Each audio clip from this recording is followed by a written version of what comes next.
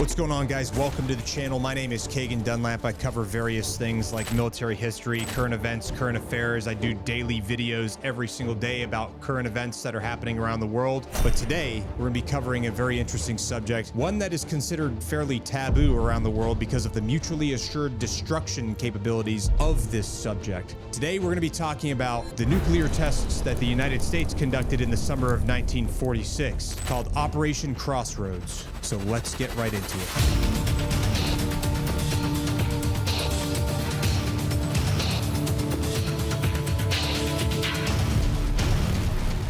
All right, so in the summer of 1946, the world was standing at quite a pivotal juncture in the history of warfare and science, because the United States had pretty much just unleashed the powers of Zeus on Hiroshima and Nagasaki less than a year earlier with the atom bombs that were dropped on those two cities. And at the time, the United States was seeking to understand the implications of nuclear weapons on naval power, which was a cornerstone of global military strategy at the time and currently is today. Now, Operation Crossroads was a series of nuclear tests that were conducted at Bikini Atoll in the Marshall Islands, and it was conceived to explore these implications. Now, the atomic bombings of Hiroshima and Nagasaki in August of 1945 marked the dawn of the nuclear era because it demonstrated not only using nuclear weapons, but using them on urban populations. Now, these events not only ended World War II effectively, but also raised urgent questions about the future of warfare, particularly those for the naval forces around the world, which had been instrumental in the Allied victory. Now, Operation Crossroads was designed to address these questions by testing the effects of nuclear explosions on a fleet of naval vessels,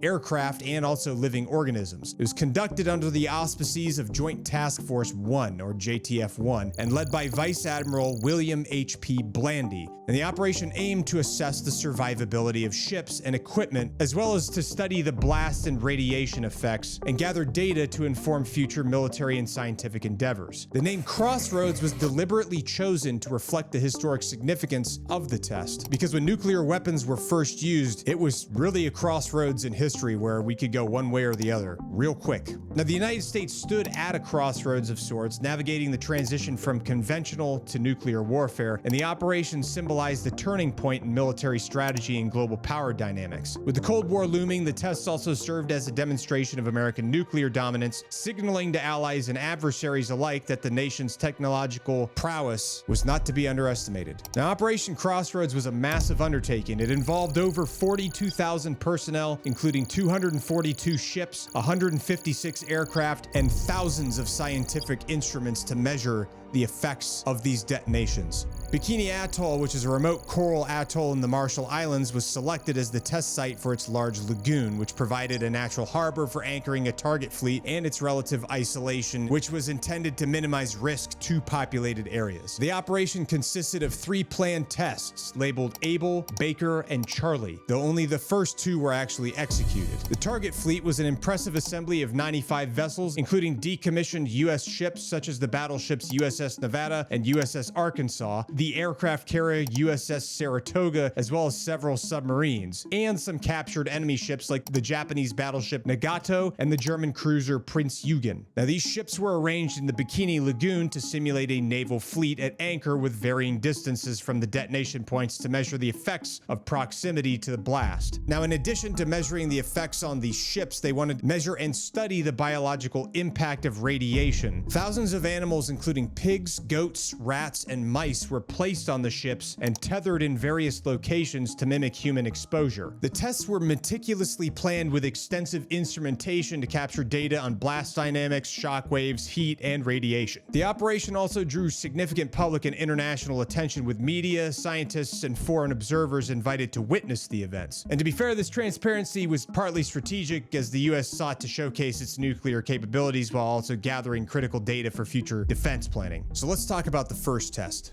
Test Able, the airburst. The first test, Test Able, took place on July 1st of 1946 and involved a 23 kiloton plutonium bomb nicknamed Gilda, after a Rita Hayworth film, and it was dropped from a B-29 superfortress named Dave's Dream. The bomb detonated at an altitude of approximately 520 feet or 158 meters, creating an airburst intended to simulate an attack on a naval fleet from above. However, the bomb missed its target by several hundred yards, reducing its impact impact on the fleet. The results of Test Able were less dramatic than the United States anticipated. 5 ships were sunk, including 2 destroyers and 2 transport ships, and several others sustained moderate damage from the blast and shockwave.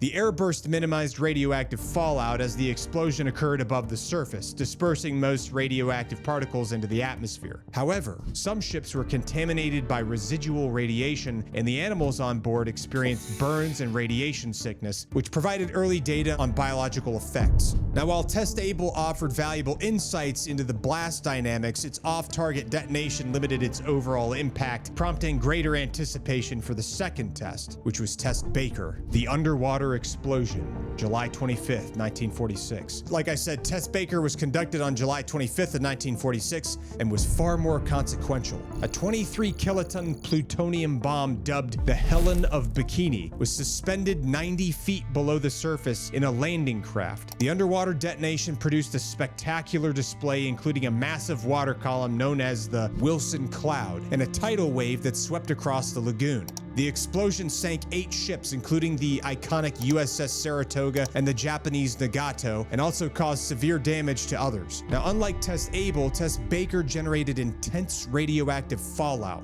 The underwater explosion aerosolized radioactive particles, creating a highly contaminated spray that settled on surviving ships, the lagoon, and the surrounding environment.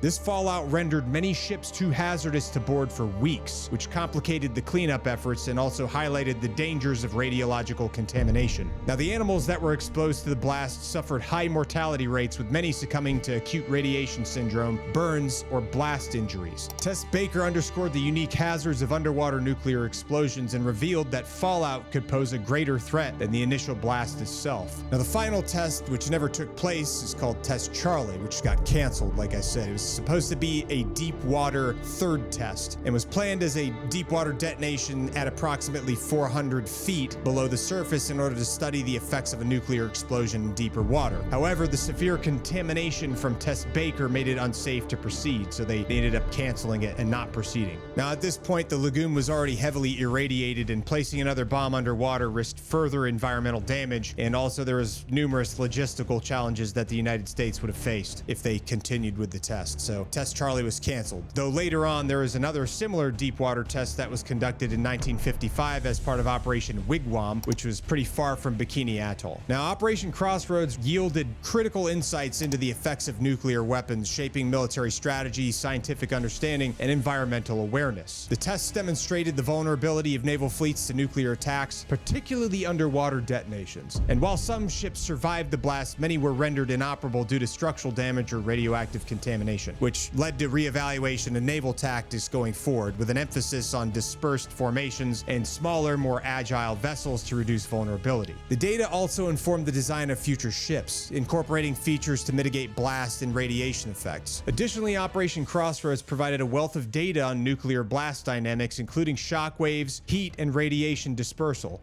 Test Baker, in particular, highlighted the severe radiological hazards of underwater explosions as radioactive fallout persisted longer and spread more widely than the United States had anticipated it would. Now, the animal experiments, while controversial, offered early insights into the biological effects of radiation, contributing to the emerging field of radiobiology. These findings influenced subsequent nuclear weapons development and testing protocols. Now, something else that's interesting about Operation Crossroads is the fact that these tests caused significant environmental damage to Bikini Atoll itself. Radioactive isotopes such as cesium-137 and strontium-90 contaminated the lagoon, coral reefs, and marine life, which rendered the atoll completely uninhabitable for decades. The ecological consequences extended to the food chain and affected fish and other organisms which were relied upon by the region's inhabitants. Finally, by the 1970s, there were cleanup efforts that were put into place at the atoll and also beyond in order to reduce radiation levels, but some areas remain unsafe, and the long-term environmental impact continues to be studied to this day. Now, another key aspect to this whole thing is at the time, Bikini Atoll had 167 residents which had to be displaced because obviously they couldn't stay there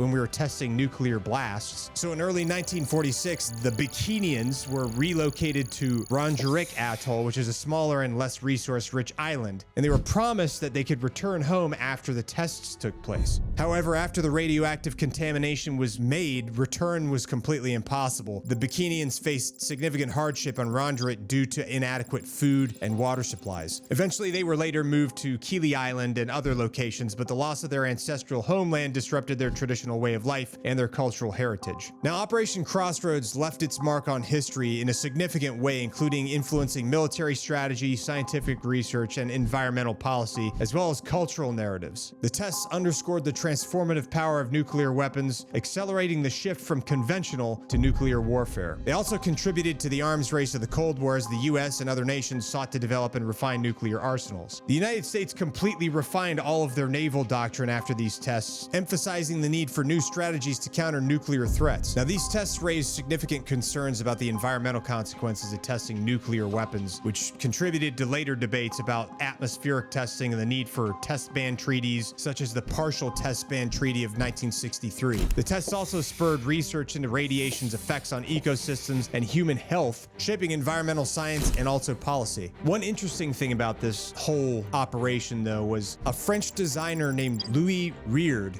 named a new swimsuit after the atoll, likening its explosive impact to the nuclear blasts, and he called it the bikini. And the bikini has certainly had an impact on Western culture, for sure. Now, Operation Crossroads was one of the most publicized nuclear tests in history, with extensive media coverage and international observers. The wild, vivid, dramatic imagery of Tess Baker's water column and sinking ships captured the public's imagination and reinforced both awe and fear of nuclear power, because people saw the devastating effects that nuclear weapons can have, especially since the bombings of Hiroshima and Nagasaki were not necessarily publicly available. The tests also served as a propaganda tool for the United States, showcasing U.S. technological superiority, but they also sparked unease about the environmental and humanitarian consequences of nuclear weapons. Now, as of July of 2025, Bikini Atoll remains a restricted site with limited access for scientific research and niche tourism, such as scuba diving to explore the sunken target ships. While radiation levels have decreased over the decades, some areas are still unsafe, and the atoll is largely uninhabitable. And the former occupants of the island, the Bikini people, continue to advocate for compensation and the right to return to their homeland, though practical challenges are still going to persist because there's still lingering amounts of radiation in the area. Now, Operation Crossroads was more than just a scientific experiment. It was a defining moment that illuminated the destructive power of nuclear weapons and their far-reaching consequences. And while the tests did provide critical data on blast and radiation effects and reshape the United States naval strategy,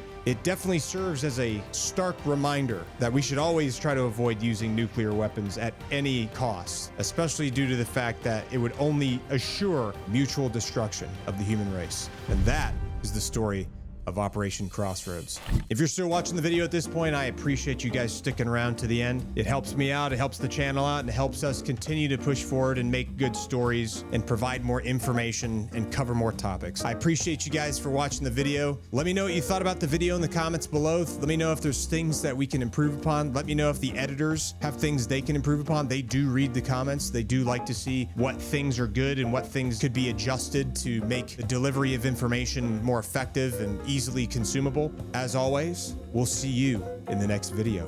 Bye for now.